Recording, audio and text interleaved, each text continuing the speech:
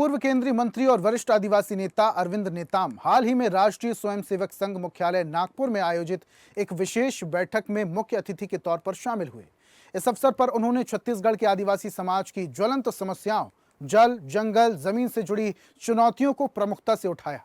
नेताम ने कहा कि पारंपरिक वनाधिकारी संस्कृति और जीवन शैली की रक्षा के लिए नीतिगत समर्थन जरूरी है। उन्होंने आरएसएस को सुझाव दिया कि आदिवासी समुदायों के अधिकारों की रक्षा में सक्रिय भूमिका निभाएं और उनकी संस्कृति और अस्तित्व को बनाए रखने के प्रयासों को समर्थन दें। ये उपस्थिति कई मायनों में ऐतिहासिक रही, जहां एक आदिवासी नेता ने राष्ट्रीय मंच से अपनी बात मजबूती से रखी। पूर्व केंद्रीय मंत्री वरिष्ठ आदिवासी नेता अरविंद नेताम जो है संघ के कार्यक्रम में मौजूद हुए थे बतौर अतिथि, और जिस तरह से पूरे बैठक में विस्तार से छत्तीसगढ़ को लेकर और छत्तीसगढ़ की राजनीति, धर्मांतरण, कई मुद्दों को लेकर उन्होंने सार्थक अपनी बातें वहां रखी है। इन मुद्दों को लेकर सीधे हम बातचीत करेंगे। सर, आप पहली बार संघ के शाखा पहुंचे, किन मुद्दों को लेकर है? विचारधारा की अलग अलग मेल होती थी, आज मेल एक साथ बैठी, कैसी रही पूरी शाखा की जो कार्यक्रम है?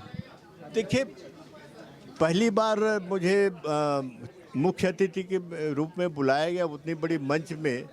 हम खुद भी, मैं व्यक्तिगत तौर से खुद भी आश्चर्यचकित रहा हूँ, और मैं संघ को और मोहन भागवत जी को बहुत आभार व्यक्त किया कि कम से कम आपने बुला करके मुझे समझने का, संघ को समझने का भी मौका दिया। और दूसरी बात, मेरी 50-60 साल की जो सार्वजनिक जीवन में समाज के लिए जो काम किया है, मैं राजनीति को पहले प्राथमिकता में नहीं लिया, समाज को लिया, उसकी आंकलन, रिकॉग्निशन या मान्यता शायद संघ ने दिया।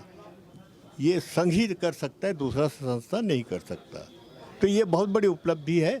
और मैंने धर्मांतरण के अलावा भी आदिवासी समाज के जो अस्तित्व खतरे में है, जल, जंगल, जमीन को लेकर के, औद्योगिकरण के वजह से जंगल कट रहे हैं, विस्थापन हो रहा है, जलवायु परिवर्तन में वायु प्रदूषण, जल प्रदूषण सब हो रहा है, छत्तीसगढ़ में हो रहा है। तो ये इसमें, इस दिशा में कोई काम नहीं हो रहा है, और सरकार में तो बिल्कुल नहीं हो रहा है। तो हम आदिवासी समस्या को लेकर के, इसलिए कि आज खतरे में स्थिति बन गई है, और जब तक के संघ सदी के संस्था से हम चर्चा नहीं करेंगे, हमको इस देश में कोई दिखता भी नहीं इस मुद्दों पे लीक से हट से बात करता हो और सामाजिक मुद्दों को गहराई से समझता हो। सर, लंबे समय से आप कांग्रेस नेता रहे हैं। कांग्रेस और आरएसएस की विचारधारा हमेशा विपरीत रही है, लेकिन इस तमाम कांग्रेस की विचारधारा को लेकर और संघ की विचारधारा आप गए हैं, अंतर किस तरह से महसूस किया, क्या समझ आया सर उसमें? देखिए, मैं बहुत ज़्यादा गहराई इस पर गया नहीं हूँ। जो आप कह रहे हैं ना कि संघ और कांग्रेस के विचार, कुछ घटनाओं को लेकर के जरूर हुआ है इसमें। पर महात्मा गांधी भी गए हैं 3 बार।